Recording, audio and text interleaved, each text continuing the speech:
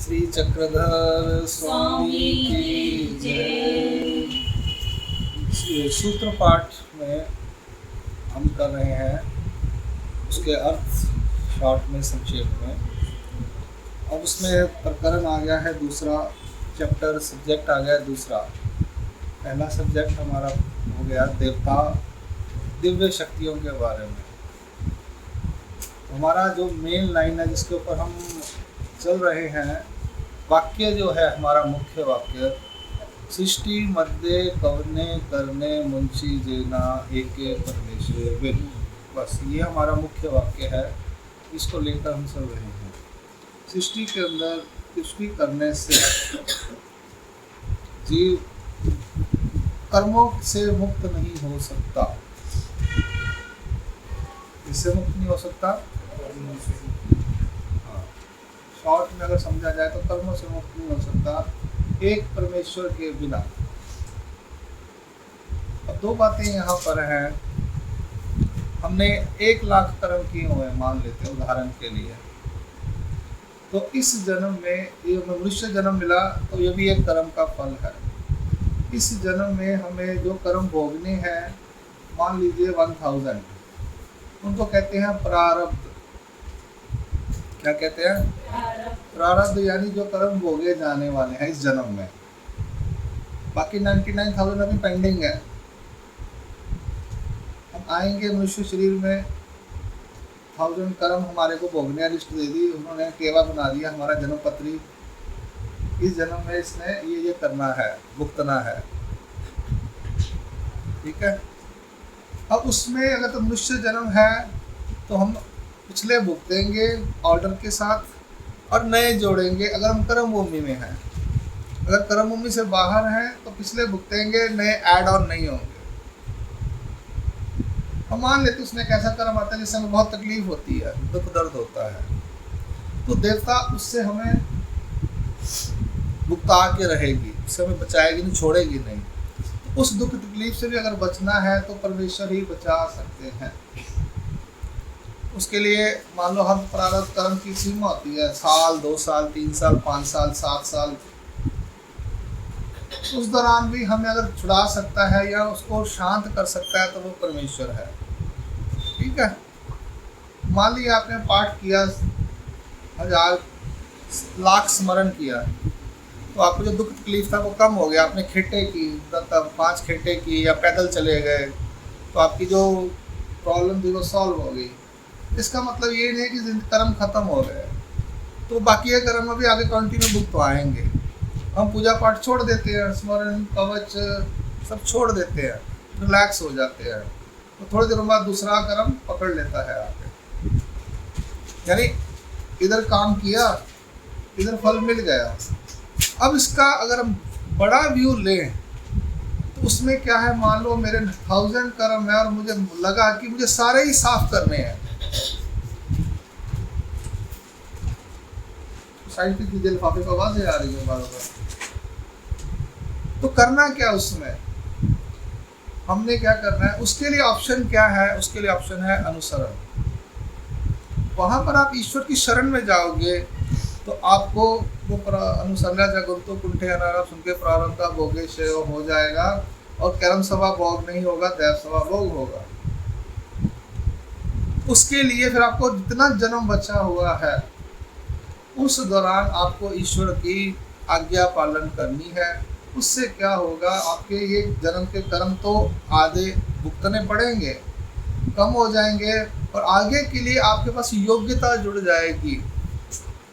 उस योग्यता के बल के ऊपर ईश्वर हमें जन्म मरण के चक्कर से छुड़ाएंगे। समझ आई कि सुबह बात कर रहे थे हम, वो ये है उसका ऐसा, ये उसकी फिलॉसफी ऐसी मुझे समझ आई इस लाइन की, सृष्टि मध्य कवने करने मुंची जेना एके परमेश्वर विन।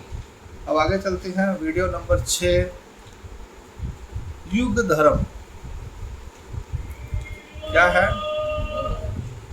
अब हमने कल किया दिव्य शक्तियों के बारे में। इसमें हमने 9 लेवल देखे, 10 लेवल देखे दिव्य शक्तियों के। 9 तो दिव्य शक्तियां हैं पर परम ऐश्वर्य उनमें नहीं है। जो 10वां लेवल है वो भी दिव्य शक्ति ही है,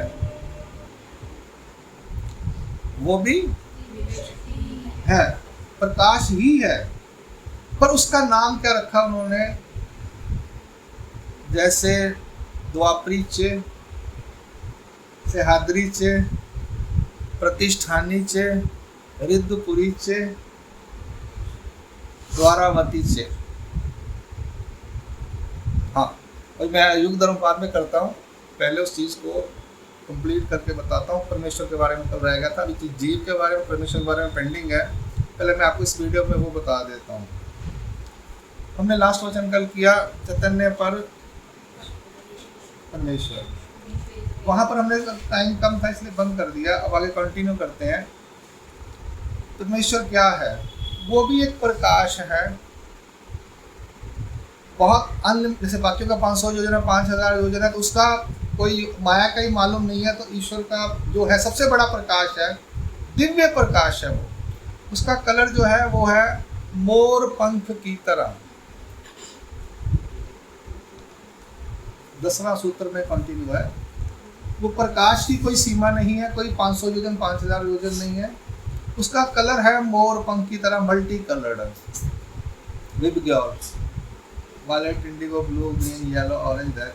जैसे मोर में पंख में रंग होते हैं ना, वैसा कलर है। सुख अनलिमिटेड, इसके लिए प्रूफ है निरतिशय सुख तो आनंद बोलिए। सामर्थ्य 5 थोवे हैं, ज्ञान, विज्ञान और सभी देवता शक्तियां उसकी सामर्थ्य है। उसके बाद ऐश्वर्य, सभी के ऊपर ऐश्वर्य करते हैं वो। जितनी भी दिव्य शक्तियां हैं सभी के ऊपर वो ज्ञान, उस रूप सबका ज्ञान रखता है। ब्रह्म ज्ञान है उनका, ब्रह्म विद्या है उनकी। यानी ईश्वर के पास जो सबसे बड़ी शक्ति है, जो 10वें लेवल पे 10वें सूत्र में है अन्य व्यावृत्ति के, उसका ज्ञान कितना है? उसको हर चीज का ज्ञान है। उसको नीचे की सभी देवताओं का ज्ञान है। नीचे की देवताओं के पास जितना ज्ञान है वो सारा उसके पास ज्ञान है। उसके अलावा भी उस शक्ति के पास बहुत, उस प्रकाश के पास बहुत ज्ञान है। बाकी प्रकाश के हमने नाम रख दिए, करम भूमिचिया, अष्टो देवयोनि, अंतरालीचे, स्वर्गीचे, कैलाश वैकुंठीचे, शिराबदीचा, अष्ट भैरव, विश्व रूप, चैतन्य। अब इसका क्या है? इसका है जैसे द्वापरीचे श्री कृष्ण चक्रवर्ती परमेश्वर होती, सह्याद्रीचे श्री दत्तात्रेय प्रभु परमेश्वर होती, देवता होती आणि परमेश्वर भी होती। आप ऐसा बोलेंगे, द्वापर के श्री कृष्ण द्वापरीचे श्री कृष्ण चक्रवर्ती देवता होती आणि परमेश्वर होती। बाकियों में क्या है? देवता होती परि परमेश्वर। यहाँ पर हम कैसे पढ़ेंगे? द्वापरी जैसी कृष्ण होती, देवता होती आणि परमेश्वर ही होती। सह्याद्री चे श्री दत्तात्रेय प्रभु आणि परमेश्वर ही होती। द्वारावती के श्री चांगदेव राउल देवता होती आणि परमेश्वर ही होती। रिद्धपुरी के श्री गुंडम राउल आणि परमेश्वर ही होती। प्रतिष्ठान के श्री चांगदेव राउल परमेश्वर ही होती। अब देवताओं में बाकी जो देवता शक्तियां, अब ये प्रूफ क्या इसके लिए? इसका प्रूफ है अस्थि परी में देवता स्मरणे शब्द। अस्थि परी आप पढ़ो, उसमें आएगा देवता स्मरणे जो जन्म क्षेत्री त्यासी परमेश्वर अपना संबंध देती। उसकी जो व्याख्या की गई उसके अंदर स्पष्ट हो जाता है। अब हमने जब आखिरी सूत्र में कह दिया तो हमने क्या कर दिया? उस बहुत बड़े प्रकाश को एक नाम दिया कि इसका ऐश्वर्य परम है। क्या ऐश्वर्य है? ये सब पे ऐश्वर्य करती है ये शक्ति, ये प्रकाश जो सब पे ऐश्वर्य करता है। इसके ऊपर कोई ऐश्वर्य, उसका नाम रख दिया हमने परम ऐश्वर्य वाली, परम ऐश्वर्य। इसका परम ऐश्वर्य है। जो प्रकाश है इसका परम ऐश्वर्य है। उसका नाम हो गया परमेश्वर। है वो प्रकाश ही, लेकिन उसके आगे वो अनंत है, अमूर्त है। उसके बाद शक्तियां हैं, अनंत शक्तियां हैं, अनंत सामर्थ्य है, ये अनंत ज्ञान है, ब्रह्म विद्या अमूर्त। उस ईश्वर जो परम स्वरूप, उसको उसका नाम कर दिया हमने परम स्वरूप। बोलो आप उसको परम ऐश्वर्य वाला बोलो, तो यहाँ पर हमारे पास बुक में बोला गया है परम ऐश्वर्य सा। देवता होती परि परमेश्वर न होती, देवता होती परि परमेश्वर न होती, तो आखिर में जो बोला गया उसका नाम रख दिया हमने देवता भी है और उसका परम ऐश्वर्य भी है। क्यों यहाँ पे मैं ये बात बोल रहा हूँ? क्योंकि जब अस्थि परि करते हैं तो वहां पे आएगा देवता स्मरणे जो जन शिल्पी। हम कहते हैं वहां देवता बोल दिया, हो परमेश्वर को देवता बोल दिया, किताब में गलती कर दी। किताब में गलती नहीं है, आपको समझने में गलती लगी है। देवता मतलब दिव्य शक्ति, दिव्य ताकत, दिव्य प्रकाश भी आएगा, मैंने बताया था। तो ईश्वर भी एक बहुत बड़ा प्रकाश है, मल्टी कलर्ड। मल्टी कलर बोले तो उसका एग्जांपल दिया गया मोर के पंख की तरह उसका रंग है, बाकियों के जैसे हरिता, पीता, श्वेता, मजिष्टा, कृष्णा। अब ये परमेश्वर की कोई ब्रह्मांडस्था नहीं है, ये डिफरेंस है यहाँ से। जैसे माया की कोई ब्रह्मांडस्था नहीं है, चैतन्य कल्पना उसकी ब्रह्मांडस्था नहीं है, विश्व की मूर्ति है, चैतन्य की कोई ब्रह्मांडस्था नहीं है जो ब्रह्मांड के कार्य को रूप चलाती है, परमानेंट। उसका सिर्फ स्वरूप होता है, उसको आगे उसका जैसे हम पढ़ेंगे आगे ना, जब आगे स्टडी करेंगे इस चीज़ की हम, तो उसका सिर्फ स्वरूप होता है, उसकी मूर्ति नहीं होती। उसको बोला गया विदेह, उसकी देह नहीं है। ऐसे ही परमेश्वर की कोई ब्रह्मांडस्था नहीं होती। ब्रह्मांडस्था होती है एक ब्रह्मांड को चलाने के लिए। हर ब्रह्मांड में हर देवता की ब्रह्मांडस्था होती है। परमेश्वर की माया की ऐसी कोई ब्रह्मांड, विश्व की मूर्ति है, माया की ब्रह्मांडस्था नहीं है और परमेश्वर की भी ब्रह्मांडस्था नहीं है। तो इनके क्या होते हैं? इनके अवतार होते हैं, सिर्फ अवतार होते हैं। माया के भी अवतार होते हैं। उसका प्रूफ है माया सी विग्रह दारित्व स्वतंत्र या नाही, ये चक्रधर महाराज ने बोला हुआ है, सूत्र है ये विचार के अंदर, कि माया को अवतार लेने की स्वतंत्रता नहीं है। माया चैतन्य माया जब अवतार लेगी तो परमेश्वर की आज्ञा से लेगी। बलराम जैसे बलिभद्र देव, वहां पर एक दत्तात्रेय महाराज के साथ वो लीला में जब मांस के साथ होती है एक, वो भी चैतन्य माया है। दो प्रूफ है हमारे पास लीला चरित्र। बलिभद्र देव भी माया के अवतार थे, चैतन्य के अवतार। बलिभद्र तो चैतन्य के अवतार सूत्र ही है। वो तो दत्तात्रेय महाराज की लीला में जो मांस लेके आती है वो माया साथ में होती है, वो शुरू में है, वो भी माया की साथ रहती है, वो भी थोड़ी देर के लिए आई। तो ये सूत्र हैं दो हमारे पास, प्रूफ है कि चैतन्य माया का अवतार अपने आप नहीं ले सकती कभी। ईश्वर भी अवतार लेते हैं, उनकी कोई ब्रह्मांडस्था नहीं होती। शुरू में जैसे बाकी देवताओं की ब्रह्मांडस्था काम के लिए आई। अब सुबह ऑफिस में देखो, आप आते हो सुबह 9 बजे और मालिक कब आता है? 11 बजे, 1 बजे, जब उसका दिल करे। जो ओनर होता है वो कभी कभी आता है क्या? नहीं। जो सबसे बड़ा मालिक कंपनी का होता है वो तो कभी कभी आता है बीच में 11 बजे, 1 बजे, अपने कन्वीनियंस के हिसाब से। और एम्प्लॉयज जो होते हैं वो सुबह 9 बजे ना आए तो उनकी सैलरी कट जाती है, उन्हें छुट्टी भी नहीं ले सकते। इसी तरह से परमेश्वर जब देख लेते हैं सारा मेरा व्यापार शुरू हो गया, सृष्टि की रचना मैंने करवा ली माया के द्वारा, अब क्या हो गया? अब परमेश्वर बीच में अवतार लेंगे, अलग अलग टाइम पे लेंगे, चेक करने के लिए कि पृथ्वी सृष्टि में जो मैंने जिस पर्पस से सृष्टि बनाई वो चल रही है या नहीं चल रही। हाँ, सृष्टि की रचना क्यों की उन्होंने? उनको अपना आनंद देना था, चैरिटी करनी थी, आनंद देना था, यानी आनंद देने के लिए लोग जीवों को एलिजिबल करना था, उनको चैरिटी करनी है। कृपा है ना वहां पे, कृपा करनी, कृपा के वशीभूत होने का। मेरे पास बहुत आनंद है, मैं देखूं कौन ले सकता है। तो देवताएं तो अपने सुख में सीमित थी, उनको काम पे लगा दिया, और जीवों के पास कुछ भी नहीं था। ठीक है, कहते ये आनंद ले सकते हैं पर इनको थोड़ा रिपेयर करना पड़ेगा। तो रिपेयर करने के लिए उनको इनको जबरदस्ती मैंने चीज़ नहीं देनी, जबरदस्ती हमें कोई फ्री में चीज़ मिल जाए तो हम उसकी वैल्यू, आप मेहनत करो, आप मांगो। अब मांगोगे कब? जब आपको पता होगा भैया ये चीज़ भी है दुकान में, ईश्वर के पास प्रेम है। ये नागदेवाचार्य को आखिर में पता चला कि ज्ञान के बाद भी प्रेम मिलता है। हमें मालूम ही नहीं है ज्ञान क्या होता है, प्रेम क्या होता है ईश्वर का, मालूम है क्या? कुछ नहीं पता किसी को कि ईश्वर के पास ज्ञान भी है, प्रेम भी है। हम कहते हैं ईश्वर दयालु है, म्यालु है, कृपालु है। ठीक है, हमारा घर बना दो, मकान बना दो, नौकरी कर दो, गाड़ी दे दो, शादी करा दो, बेटा दे दो, पर इसके अलावा ईश्वर के पास क्या है? ज्ञान है और प्रेम है। अब ये किसी को भी पता नहीं है।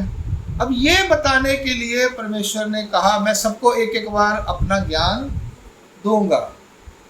ज्ञान देकर ज्ञान में ये बताऊंगा कि मेरे पास ज्ञान का रास्ता भी है और प्रेम का रास्ता भी है। ज्ञान में क्या ज्ञान कराऊंगा? मेरे पास दो रास्ते हैं मेरे तक पहुंचने के, एक ज्ञान का रास्ता है, एक प्रेम का रास्ता है। ज्ञान का रास्ता इस तरह से है, प्रेम का रास्ता इस तरह से है। इस चीज का ज्ञान करवाया जाता है ज्ञान के अंदर, सूत्र पाठ के अंदर, ब्रह्म विद्या ज्ञान के अंदर, शब्द ज्ञान में।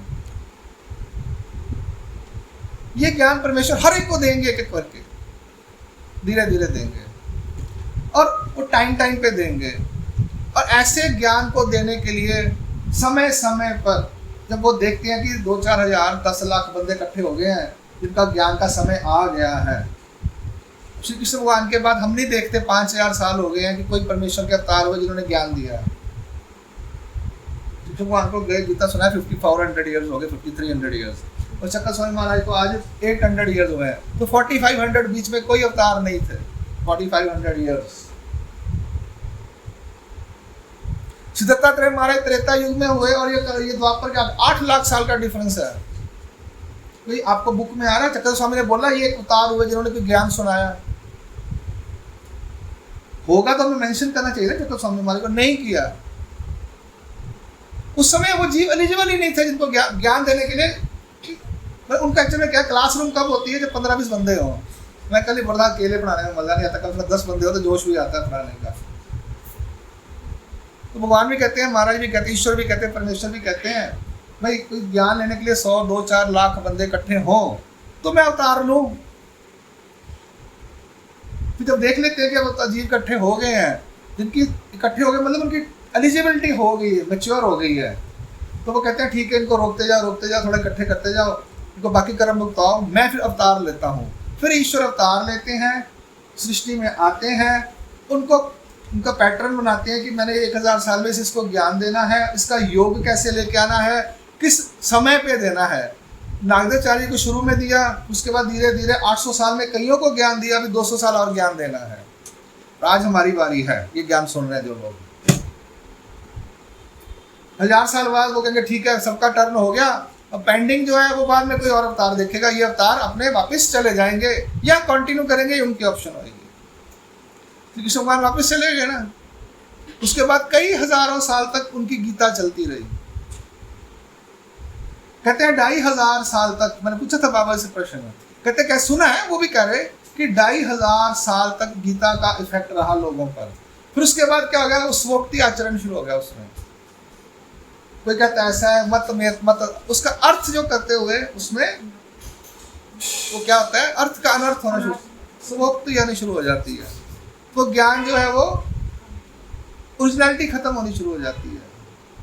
फिर ईश्वर अवतार कहते हैं अब समय आ गया दोबारा से इसको रिचार्ज या वर्जन अपग्रेड किया जाए। इस तरह से वो अवतार लेते हैं परमेश्वर। बात समझ आई शॉर्ट में? अब इनके बारे में और भी जो है वो, और इनके गुण और धर्म जो है वो निर्वचन के अंदर आएंगे। अच्युतो, अमूर्तो, शुद्धो, बुद्धो, नित्य मुक्तो, निर्वामानुतो, परतो, ये सब बातें उनकी प्रॉपर्टीज हैं, वो समझ लेंगे हम तब जब चैप्टर आएगा। अभी के लिए 10वां सूत्र जो है वो है चैतन्य पर परमेश्वर तो देवो। क्या है? वह देव है, यानी सभी का मालिक है, श्रेष्ठ है। और कलयुग में उनका नाम अवतार कौन सा है? श्री चक्रधर। उनका सिर्फ अवतार होता है परमेश्वर का। उनकी पिंडस्था और ब्रह्मंडस्था नहीं होती, देवताओं के अवतार भी होते हैं, उनकी पिंडस्था ब्रह्मंडस्था। अब दूसरी तरफ देखते हैं, श्री दत्तात्रेय महाराज जो है जब तक सृष्टि रहेगी तब तक उसको चलाएंगे। एक प्रकार से एक ऐसे अवतार हैं जो ब्रह्मंडस्था की तरह हैं, जिन्होंने सोच लिया कि पूरी सृष्टि चलानी है तो मैं यहीं बैठ जाता हूँ, इसको कंट्रोल करता हूँ। उसको ब्रह्मंडस्था नहीं कहेंगे, है वो अवतार, क्योंकि सृष्टि रचना के कई सालों बाद वो आए। कहते हैं चतुर्युगी अवतार है, जब तक सृष्टि रहेगी तब तक श्री दत्तात्रेय महाराज का अवतार रहेगा। एक प्रकार से इस लिविंग पृथ्वी के ऊपर श्री दत्तात्रेय महाराज जब तक ये रहेगी पृथ्वी तब तक अवतार रहेंगे। ये श्री दत्तात्रेय महाराज का अवतार है। उसके अलावा चिरायुगी अवतार बोलते हैं ना, श्री कृष्ण महाराज आए और चले गए, श्री चक्रपाणी महाराज आए और चले गए, श्री गोविंद महाराज आए और निज धाम को चले गए, श्री चक्रधर महाराज अभी कार्य कर रहे हैं। इस तरह से हम इसको कोरिलेट कर सकते हैं देवताओं की ब्रह्मंडस्था और विग्रहों के साथ। पिंडस्था बोलो तो पिंडस्था यानी शरीर में अवतार ईश्वर स्वरूप नहीं होता। अब आप पूछोगे कि जैसे देवता की ब्रह्मंडस्था बनी दिव्य प्रपंच की, तो ईश्वर की देवता की ब्रह्मंडस्था बनी दिव्य प्रपंच की, ईश्वर का अवतार किस प्रपंच से बनता है? ईश्वर के अवतार प्रपंच से नहीं बनते। ईश्वर के अवतार की जो बॉडी होती है वो चैतन्य माया की होती है। वो आप उदाहरण के अंदर जो पहले 1 से 11 सूत्र हैं उसके अंदर आप पढ़ लोगे डिटेल से, ठीक है जी। तो ये डिफरेंस मेरे को सुबह फील हुआ कि ये डिफरेंस मैंने कल बताने टाइम हो गया था, क्योंकि दिमाग में एक्चुअल में क्या देवता की तरफ चल रहा था। अब डिफरेंस समझ आया आपको?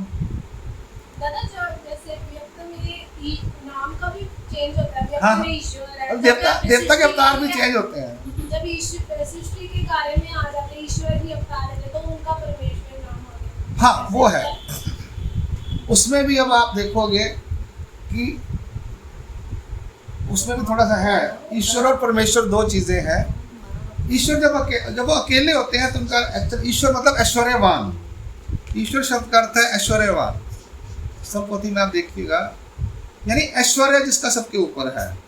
जब वो सच्चिदानंद होते हैं, सच्चिदानंद स्वरूप जो आता है महावाक्य के अंदर, वहां पर उनको अनंत शब्द ईश्वर बोल लीजिए, तो वहां पर जब उनका साथ आता है, यानी जब वो सृष्टि की रचना के लिए अंदर आते हैं तो उनको नीचे सेवादार चाहिए है?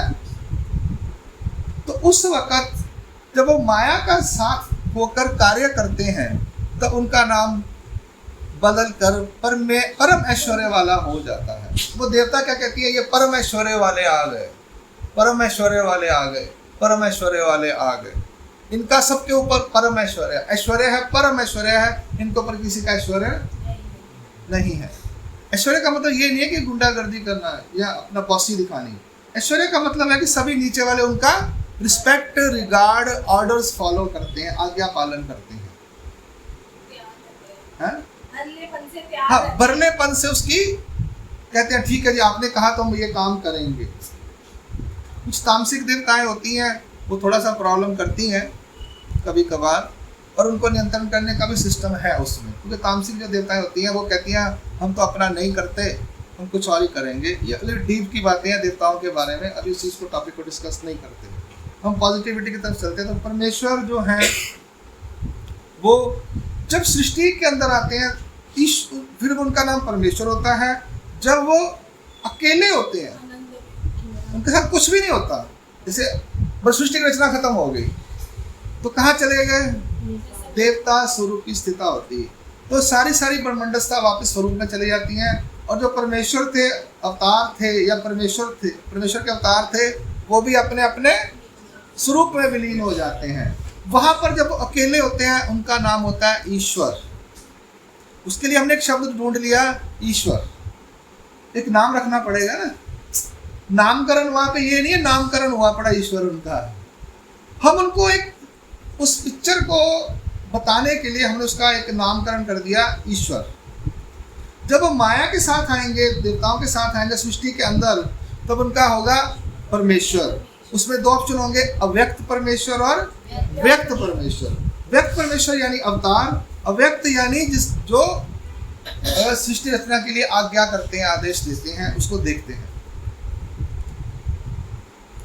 जैसे देवता में समृद्धियाँ हो जाने उड़ो जाने, वो 30% लेके आते हैं, 5% लेके आते हैं, कल देखा था ना आपने। ऐसे ही जो अवतार है आच्छादनी के, पर दृश्य, पर पूर्व दृश्य, ये भी वहां से कुछ ना कुछ उतनी ही स्वीकार करते हैं। शब्द क्या है? ज्ञान शक्ति स्वीकार की, बाकी स्वीकार नहीं करती देवताएं, वो लेकर आती हैं काम के लिए। परमेश्वर कहते हैं मैंने अवतार लेना तो मैंने स्वीकार करना है। वो कहते हैं महाराज स्वीकार करो, मेरे लड्डू पेड़े स्वीकार करो, मेरी खीर स्वीकार करो। क्यों? वो सबसे सृष्टि के राजा हैं, वो महाराजा हैं, चक्रवर्ती हैं, उनके ऊपर कोई नहीं है। अब आप बोलोगे ऐसे कैसे हो सकता है? अब कोई तो एंड होना चाहिए ना, एक जगह पर सबसे ऊपर कोई तो होगा ही, सबके ऊपर कोई ना कोई तो होगा ही ना, एक बंदा जिसकी बात माननी चाहिए। कहते हैं हम 8 लेवल क्यों नहीं लेता, 15 लेवल क्यों नहीं है? तो 15 लेवल पे हो, कोई तो श्रेष्ठ होगा, उसका नाम परमेश्वर रखना पड़ेगा। एक बात कर रहे हैं आपस में, तो कहीं ना कहीं एक सीमा है, तो उसको हमने यहाँ पे जो बताया चक्कर स्वामी महाराज ने 10 लेवल है। अब बाकी जो वेद पुराण है वो कहते हैं 6 लेवल है या 7 लेवल है या 8 लेवल है, वो 10 लेवल नहीं मानते। मैंने इस कौन का चार्ट देखा था, वो 9 लेवल मानते हैं, 10वां लेवल उन्हें पता नहीं है। 7 खंड, 6 खंड, 8 खंड, ऐसे उनके अंदर शब्द आते हैं दूसरे ग्रंथों के अंदर। खंड मतलब हमारे जैसे ये लेवल्स हैं, वो 7 खंड बोलते हैं, 7 खंड है। यानी 7वां खंड कौन सा? शिरावती का नहीं, अष्टभैरव का, हाँ अशिरावती, अष्टभैरव का, हाँ। तो ये मैंने ओशो का एक लेक्चर सुना था, उसमें बात चल रही थी कि ये वाले ये सेगमेंट ऐसे 6 खंड मानता है, ये 7 मानता है, ये 8 मानता है। तो मैंने कहा ये खंड का मतलब क्या है? मुझे बाद में समझ आई, खंड मतलब टुकड़े, विभाग।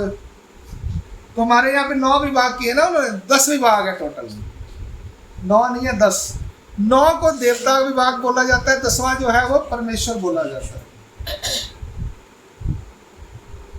9 खंड, 9 लेवल, 9 विभाग कर दिए उन्होंने नीचे, और उससे ऊपर है जो सबसे श्रेष्ठ है वो परमेश्वर है। वो खंड क्यों नहीं कहते? उसको खंड नहीं कहेंगे क्योंकि उसका विभाग नहीं है, वो अनंत है। अनंत होने के उसका विभाग नहीं, कैसे खंड नहीं कह सकते हम। हो गया। अब शॉर्ट में ये हो गया परमेश्वर के बारे में। तो उसका है वो प्रकाश बहुत बड़ा, उसकी कोई सीमा नहीं, उसके सुख को आनंद बोला जाता है, उसकी कोई सीमा नहीं, और उसमें ज्ञान की कोई सीमा नहीं। ब्रह्म विद्या मूर्ति जैसे बोल दिया, उसके लिए सूत्र बता रहा हूँ मैं आपको। फिर ऐश्वर्य उसका सभी के ऊपर है, उसके ऊपर किसी का ऐश्वर्य नहीं। और क्या? सुख, समर्थ्य उसका सभी, उसके पास समर्थ्य बता दिया मैंने, सभी देवता शक्तियाँ जितना समर्थ है, उसके अलावा भी उसके पास अपना समर्थ है। इसकी डिटेल में स्टडी हम महावाक्य और निर्वचन में करेंगे, ठीक है। मैंने शॉर्ट में आपको एक प्रीफेस इंट्रोडक्शन दे दिया। अब आते हैं जीव के ऊपर। यह जीव को भी थोड़ा टच कर लेते हैं क्योंकि जरूरी है। अब क्या है जीव? जीव एक चीज है, वस्तु है, वो चेतन है। क्या है? सबसे पहले उसका एरिया देखते हैं। उसका एरिया जो है शुरू विकास है 100 ब्रह्मांड है, यानी 56 करोड़ योजन का एक ब्रह्मांड होता है। 56 करोड़ इंटू 5600 करोड़ योजन का एक एक जीव का शुरू विकास है। लिखना तो कितना? 100 ब्रह्मांड, एक ब्रह्मांड 56 करोड़ योजन का, तो 5600 करोड़ योजन का एक एक जीव स्वरूप है।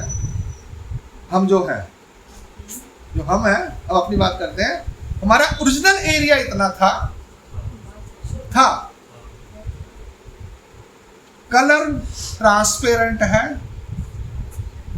पानी की तरह क्रिस्टल क्लियर है। हम लोग जी स्फटिक आकार, इसके लिए सूत्र है, इसके सूत्र है सारे, जो भी बोल रहा हूँ वो सूत्र है, सूत्र पाठ में।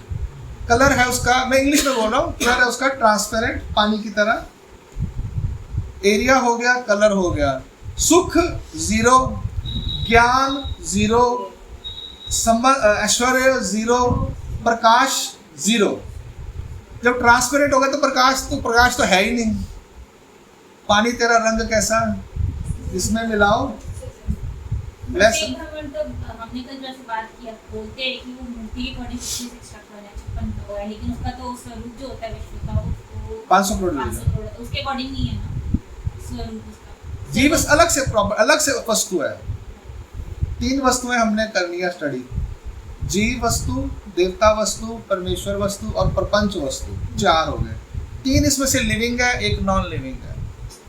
हमारा जो सब स्टडीज चल रही है उसमें हम सब्जेक्ट क्या, हमारे टॉपिक्स क्या है, 4 चीज़ों की स्टडी है, जीव वस्तु की, देवता वस्तु की, परमेश्वर वस्तु की और प्रपंच वस्तु की। हमने शॉर्ट में देवता वस्तु कर ली, इंट्रोडक्टरी ले लिया, हमने शॉर्ट में इंट्रोडक्टरी ले लिया परमेश्वर वस्तु का, अब हम शॉर्ट में लेते हैं जीव का। मैं भी प्रपंच का भी ले लेता हूँ 5 मिनट के अंदर, कल मैं भूल गया, अष्टभैरव के टाइम में बताना चाहता था लेकिन दिमाग कहीं और चले गया। जीव में 2 बातें मैंने बता दी, ओरिजिनल 100 ब्रह्मांड का है, कलर उसका ट्रांसपेरेंट है, नो ज्ञान, नो सुख, नो समर्थ, नो प्रकाश, नो ऐश्वर्य, यानी 0 है। ये जो 5 चीजों में 0 है, वो शून्य है, रहित है, पर ये इतना जीव हो गया, बस दैट्स इट, ये जीव है। उसमें मेन बात है उसको ज्ञान नहीं है, सबसे बड़ी बात है उसको ज्ञान, किसी चीज का ज्ञान नहीं है। हर चीज हम अब प्रैक्टिकल देखते हैं, हम हर चीज सीखते हैं। स्कूल आते हैं कि बच्चे ऐसे नहीं करना, बच्चे ऐसे करो, ये झूठ नहीं बोलना, स्कूल में जाओ, ये ABC सीखो, ये 1 2 सीखो, ये ऐसे करो, सब्जी ऐसे बनानी है, कपड़े ऐसे डालने हैं, नहाना ऐसे है, बाहर नहीं जाना, सड़क में नहीं जाना, हर चीज सिखानी पड़ती है जीव को मनुष्य शरीर में। हाँ, उसमें जब शरीर में आता है तो उसको रोटी कैसे खानी है ना, मैथुन कैसे करना है, दर्द कैसे होती है, बोलना कैसे है, ये उसका अधिष्ठान सामर्थ्य होता है, उससे वो कार्य कर लेता है।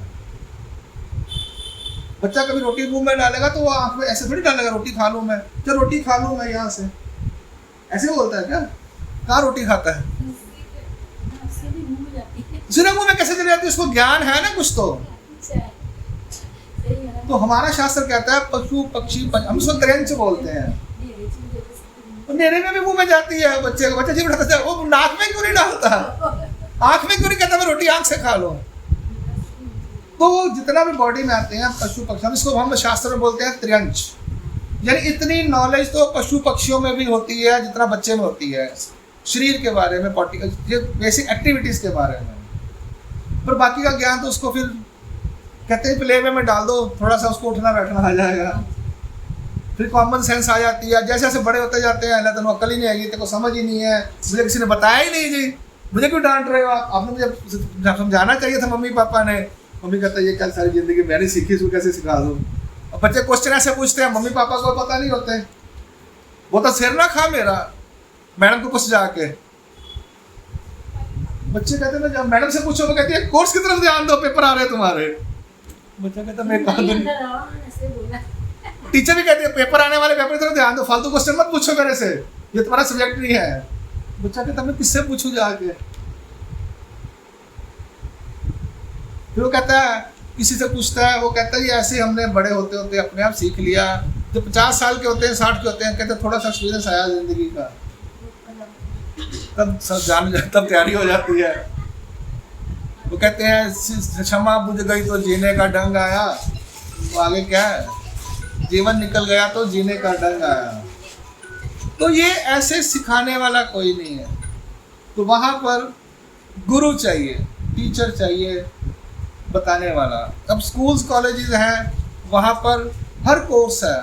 हम कौन सा कोर्स ज्वाइन करते हैं जिसमें हमारा इंटरेस्ट होता है या हमारा लेवल होता है।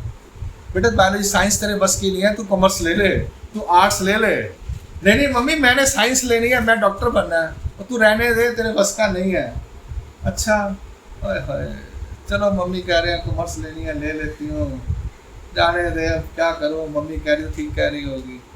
तो ऐसे ब्ला ब्ला ब्ला ब्ला, यानी इससे प्रूफ होता है कि जीव को ज्ञान नहीं है, जीव को नॉलेज नहीं है। और 25 साल लग जाते हैं किसी चीज़ में नॉलेज ग्रैब लेने के लिए। 3rd में बच्चा स्कूल जाना शुरू करता है, 25, 27, 26, 25 में जाकर डिग्री मिलती है, और एक माँ बाप की ज़िंदगी ख़त्म हो जाती है। 27-28 में शादी हुई, 30 में बच्चा हुआ, 25 साल उसको टाइम लगा, 55 साल का हो गया बंदा, बस काम खत्म, शादी कर, हमारी जान छोड़, अपना देखो, अब तुझे पढ़ा लिखा दिया। ये जीवों की व्यथा है। सारी 750 करोड़ जो है उनके साथ व्यवस्था है, मनुष्य शरीर है जो, मैं जानवर पशु पक्षी की बात नहीं कर रहा। अब ऐसे में ये ब्रह्म विद्या शास्त्र का पता होना या उसकी तरफ इंटरेस्ट होना, उसके लिए अधिकार लगता है। अधिकार होता है तो आपको जल्दी ही ये ब्रह्म विद्या शास्त्र पढ़ने के लिए, सुनने के लिए समझ आते। अब 50 साल के बच्चे भी हमारे पास पढ़ने आते हैं, बच्चे बोलूँगा, और 15 साल के भी बच्चे आते हैं पढ़ने के लिए, 25-30 साल के भी आते हैं, 60-70 साल के लोग भी आते हैं, 40 साल के लोग भी आते हैं। सबको नॉलेज नहीं होती, टाइम पे ऊपर वेरिएशन होता है। ये होगा जीव। जीव की सबसे बड़ी प्रॉपर्टी एक बताऊंगा, फिर मैं बंद करता हूँ। जीव सर्वाधिकारी क्या है? हर चीज का अधिकारी है, और उसे उसको प्राप्त करने के लिए कर्म करना पड़ता है, प्रयत्न करना पड़ता है, प्रयत्न करना पड़ता है। इन शॉर्ट, प्रयत्न मतलब कर्म ही एक प्रकार से। हमारी सबसे बड़ी जो क्वालिटी है कि हम कोशिश करें, कोशिश करने वाले की हार नहीं होती। दूसरा, और भी प्रॉपर्टीज बड़ी हैं। एक प्रॉपर्टी और है, जीव जैसा संगी ठेवी जे तैसा ठाके। जिस संग में हमें रखा जाता है वैसे हम बन जाते हैं। ये 2-3 प्रॉपर्टियां मैंने मेन बता दी। जी जैसे क्या कहते हैं, आप बोल रहे हो कि अधिकार होता है तो आपको ज्ञान मिलता है, तो आप हमें एक बार ही मिलता है सिर्फ ज्ञान। तो हाँ। वो अधिकार से सिर्फ हमें सिर्फ थोड़ी सी नॉलेज भी हो तो मतलब, और हमने कुछ नहीं किया उसका, वो काउंट होता है क्या? नहीं, इंफॉर्मेशन होना इज नॉट अधिकार। तो बोध शक्ति जो दी जाती है परमेश्वर की तरफ से, उसे बोध शक्ति का अधिकार बोलते हैं, ज्ञान अधिकार बोलते हैं। आपने किताबें पढ़ ली, आपका अधिकार की अपॉर्चुनिटी खत्म नहीं होगी। टिक नहीं लग गया, वहाँ टिक होता है ना, टिक लग गया, नहीं, टिक नहीं हुआ। उसके लिए रूल ये है कि परमेश्वर की तरफ से आपको बोध शक्ति दी जाएगी, पूरा ज्ञान मिलेगा, और बोध शक्ति दी जाएगी। बोध शक्ति के बाद ये जो शब्द बोध कहते हैं उसको, ये जो शब्द पढ़ रहे हो आप, ये शब्द पढ़ रहे हैं ना सूत्रपाठ किताब में, इसका बोध होगा आपको अंदर, और इसकी फीलिंग जो है बहुत अलग होती है। परमेश्वर उस जब बोध शक्ति दे देते हैं तो टिक मारते हैं।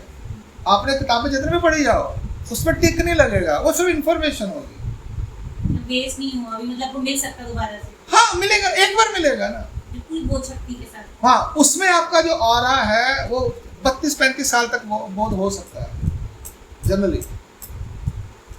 उसके बाद कम होता है, हो जाता है, क्योंकि आपको जब बोध शक्ति होती है ना तो परमेश्वर चाहते हैं इसकी लाइफ वेस्ट ना हो। बस 60 में बोध दे दिया, 5 साल बाद बंदा मर गया, तो अमूमन जो मेरा एक्सपीरियंस है कि 32-35 साल तक बोध होता है। क्यों? महाराज कहते हैं 10 साल लगा के ना पढ़ाई कर ले। 6 साल के अंदर अगर आप रेगुलर पढ़ाई करो तो एक बार सूत्रपाठ की आपको पूरी पढ़ाई हो सकती है। जैसे कॉलेज में 3 साल 4 का कोर्स होता है ना, तो अगर रेगुलर भी लगाएं तो 4 से 6 साल में, माइंड ज़्यादा हो तो 4 साल में, रेगुलर में अगर चले, रेगुलर पढ़े तो 6 साल में आपको प्रॉपर ये सारा नॉलेज हो सकता है। उसके बाद क्या करना है? नॉलेज हो गई, कहते हैं नॉलेज होने के बाद अपना टारगेट बता दो। मान लो 32 में आपको पढ़ाई शुरू की, 38 में हो गई, मैंने 30 में शुरू की थी, मैंने 8 साल पढ़ाई की। उसके बाद मुझे समझ आ गई भैया करना क्या। अपना बोरी बिसरा उठाओ और अपना स्मरण, अभ्यास, रिवीजन, स्मरण, सेवा करनी शुरू कर दो। बची हुई जिंदगी वो भी पढ़ाया जाएगा हमारे को, वो भी पढ़ाया जाएगा हमारे को कि करना क्या है, किस तरह से तुम्हारे कर्मों का नाश होगा, और अपना को आप कैसे जज करना है वो भी पता चल जाता है। क्योंकि बोध शक्ति इतनी पावरफुल होती है कि आपको उसमें, बोध शक्ति जिसको होती है उसके बारे में 3-4 सूत्र हैं। उसकी जो स्वस्थता होती है, उसकी जो स्वस्थता मतलब माइंड जो, उसका जो फ्रेशनेस होती है ना, वो अलग ही होती है। उसको जो मर्जी बोलते जाओ वो फिर भी खुश रहता है, हंसता रहता है, उसको पता है मेरे पास क्या चीज़ है। इन्हें बोधे बोधवंता जे स्वस्थता आती तो चैतन्य विद्या चैतन्य विद्यावंत नहीं। ऐसे बोध वाले के बारे में भी 4-5 सूत्र हैं, वो आगे चल के करेंगे, राइट। तो इट टेक्स टाइम। एक बात समझ ले कि 2 साल अगर तू प्रॉपर 2-3 साल लगा लेती है प्रॉपर, और महीने 4-5 दिन अगर आप पढ़ाई, अभी आप जॉब भी कर रहे हो, टाइम नहीं है तो समझ लो महीने के 5 दिन अगर आप प्रॉपर पढ़ाई कर रहे हो किसी गुरु से, 25 दिन उसको रिवाइज करो और कैजुअल हो जाओ, बर्डन नहीं लोगे, तो आप 2 साल के अंदर एक लेवल पर पहुंच जाओगे जहां पर आपको लगेगा कि मेरे को थोड़ा बहुत मालूम हो गया है। वो उसके लिए ज्ञान की जरूरत तो नहीं है, मतलब बोध हो गया तो लोग कैसे भी डायरेक्ट संन्यास ले सकते हैं। वो कहते हैं बोध होता ही इमीडिएट संन्यास ले लेता बंदा, पूरा शास्त्र नहीं पढ़ता। अब यहाँ पर पूरी किताबें पढ़नी जरूरी नहीं है। मैंने जब अनुसरण लिया था मैंने सिर्फ थोड़ी सी किताबें पढ़ी थी, वचन संबंध स्थल होती है मुझे पता ही नहीं था, और मुझे ये पता था कि मैंने अनुसरण लेना है बस। हाँ, सूत्र पाठ थोड़ा सा पढ़ा हुआ था, इतना पता था मेरे को, और इतना पता था कि अभी अनुसरण जरूर लेना, अपने को जो मर्जी हो जाए, मरने से कल से मृत्यु होने से पहले अनुसरण ले लो, चाहे मृत्यु हो जाए। मैंने ले लिया, शास्त्र सारा बाद में पढ़ा है हमने। और वो जब हुआ वो मुझे टाइम समय सब याद है मेरे को। जिस टाइम मेरे को बहुत शक्ति संचार हुई थी मुझे एग्जैक्टली याद है। वो वचन संबंध पढ़ रहा था, खेत में बैठा था, करीब 11:30 का टाइम था। पहले मैं लाइनें पढ़ रहा था, मुझे समझ ही नहीं आ रही थी। थोड़ी देर बाद क्या हुआ, कुछ हुआ मेरे को, बाद में वो लाइनें समझ आनी शुरू हो गई वचन संबंध की। मैंने कहा ये क्या हो गया, मैं कुछ तो हुआ है, मुझे ये मालूम है कुछ तो हुआ, झटका लगा मेरे को। पहले लाइनें समझ नहीं आ रही थी, अब 10वां लाइनें समझ आनी शुरू हो गई, ये कहानी क्या हुई। बाद में वो बोध की बातें फिर मेरे को याद आया, ओहो बोध शक्ति का संचार हुआ। उसके बाद जो शास्त्र पढ़ना शुरू किया अपने आप समझ आना शुरू हो गया। उसमें क्या होता है, जो पिछली सृष्टि में हमने शास्त्र पढ़ा था वो सारा दोबारा से गेट खुल जाता है तुम्हारा, वो सारा तुम्हारे साथ जुड़ जाता है, तुम वहां से कंटिन्यू करते हो। पिछली सृष्टि में जब हमने ज्ञान पढ़ा था तो जहां हमने बंद किया था वो रीस्टार्ट हो जाता है। हम अकाउंट रीस्टार्ट करते हैं ना, डॉर्मेंट हो जाता है, इनऑपरेटिव हो जाता है। ये लिखा हुआ जो बात मैं बोल रहा हूँ, मार्गिल सृष्टीचे ज्ञान, उसका सूत्र है एति सकल ही नित्य। ये सब बातें आपको मिलेंगी जब आप अनुसरण लोगे तो आपका पिछला खुल जाएगा। यानी डायरेक्ट तार निकाल के जनरेटर पे लगा देते हैं, चेंज ओवर होता है, तो ये चेंज ओवर होता ही है। जब आप लोगे तो समझ आएगा। ठीक है, जीव का ये ऐसा है। और कुछ तो यहाँ पर जीव के कुछ मेन बातें हो गई, परमेश्वर की बातें हो गई। तो ये अन्य व्यावृत्ति चैप्टर में जीव देवता परमेश्वर का हो गया। अब रह गया प्रपंच। प्रपंच भी कर लेते हैं थोड़ा सा 2-3 मिनट के अंदर। प्रपंच यानी 5 अष्टभैरव 8 है ना, तो ये 5 तत्व 3 गुण क्या है, इसको प्रपंच नहीं कहते एक्चुअल में। प्रपंच उसको कहते हैं जो सृष्टि में आया है। इसका ओरिजिनल नाम है 5 तत्व 3 गुण। पृथ्वी जल वायु अग्नि आकाश रज तम और सत्व 8 है। अब ये कहाँ पे है, इनका जो आश्रय स्थान है वो है अष्टभैरव। नॉन लिविंग है ना, ये सामान है, कहीं तो रखोगे, उसके लिए जगह चाहिए ना। नॉन लिविंग है, ये सामान है, कहीं तो रखोगे, तो रखने के लिए स्थान चाहिए, कुछ आधार चाहिए। स्थान नहीं चाहिए, आधार चाहिए। हाँ, आधार है उसका अष्टभैरव। एक एक अष्टभैरव एक एक चीज का है। 5 उसमें जो क्रम से शुरू करते हैं तो पृथ्वी जल वायु अग्नि आकाश रज तम सत्व, ऐसे उनके 8 नाम हैं। इनके पास ये मूल रूप से आधार पर है। और 5 तत्व और 3 गुण है। इनको प्रपंच क्यों कहा जाता है? प्र यानी प्रकर्षेण, बहुत तेजी से जो बढ़ता है। जब सृष्टि की रचना होती है ना, जब सृष्टि की रचना होती है तो इतनी तेजी से ये बढ़ता है, इतनी तेजी से बढ़ता है, इतनी तेजी से बढ़ता है कि इतनी बड़ी पृथ्वी बन जाती है। अब इसको जब शॉर्ट, इसका जो मैन्यूटेस्ट फॉर्म है ना, उसको कैलकुलेट नहीं कर सकते हैं। अष्टभैरव से करवाया जाता है, माया करती है, माया करती है सब कुछ, अष्टभैरव नहीं करती। बस आधार है बस। अष्टभैरव में ये है कि उनके पास ये स्टॉक है, पड़ा हुआ है, वहां से लिया जाता है, उससे पृथ्वी बनाई जाती है। ठीक है, शरीर बनाए जाते हैं। ये काम बनाने का काम देवताओं के पास होता है। एक स्टोव वेयर हाउस होता है ना, Ashtabhairav is a warehouse, 8 warehouse है, वहां से ये चीजें आती हैं, अलग अलग देवता अलग अलग चीजें बनाती है। इसको कहते हैं देह अभिमानी। जो 8 हैं सबके पास है कि सबके पास एक एक है? सबके पास एक एक, समझ लीजिए आप, मोटी मोटी चीज सबके ऐसे समझो, ज्यादा डीप में मत जाओ। अभी 8 वेयर हाउस है, 8 में वो चीजें पड़ी हैं, वो निकल के आती है। पर जब सृष्टि की रचना की जाती है उन 8 को लाया जाता है और वहां पर आके उसमें ऐसा है कि वो अपने आप बढ़ती रहती है। ठीक है जी। अब आप बढ़ रहे हो, मेरा सिर्फ बच्चा इतना सा होता है, इतना बड़ा कैसे हो जाता है? उसका जो बॉडी हड्डियां कौन बढ़ा रहा है, मांस कौन बढ़ा रहा है? पेड़ छोटा सा होता है, पौधा इतना बड़ा पेड़ बन जाता है, कौन बढ़ा रहा है उसको? सोचने वाली बात है ना। कहते पानी दो, ये दो, ठीक है, वो पानी भी तो प्रपंच है, हवा भी प्रपंच है, तो वो इसकी स्टडी इतनी ही है अभी। तो यानी जो चीज सृष्टि रचना में आकर तेजी से बढ़ती है उसको प्रपंच कह दिया जाता है। इसलिए शब्द उसका नाम, हम जो पढ़ रहे हैं वो सृष्टि मध्य पढ़ रहे हैं ना, याद है ना? हम जो अभी पढ़ाई कर रहे हैं वह सृष्टि मध्य की। तो सृष्टि के अंदर जो आया उसको क्या रूप है उसकी बातें हम कर रहे हैं। देवताओं की भी हमने वो बोला, स्वर्गीय चीज, ये चीज, वो चीज, सहादरी चीज, अवतारों के बारे में बोला। जीवों के बारे में यहाँ कहीं चैप्टर नहीं है, जीव सब्जेक्ट का कोई चैप्टर नहीं है। जीव का सिर्फ विचार शास्त्र के अंदर आया है और प्रपंच का भी विचार शास्त्र के अंदर आया है, इसलिए यहाँ चैप्टर कोई नहीं है। हाँ, जीव प्रपंच के बारे में सृष्टि, संहार और रचना में आपको थोड़ा थोड़ा आएगा, टच किया जाएगा। जीव का भी वहाँ टच किया जाएगा, कहाँ सृष्टि, संहार और संसारण चैप्टर्स के अंदर शॉर्ट में आएगा, वहाँ प्रोसेस बताया जाएगा। और इसकी बाकी स्टडी जो है वो विचार शास्त्र के अंदर है। डन। श्री चक्रधर स्वामी की जय। दंडवत हो। वीडियो नंबर 6 यहाँ संपूर्ण।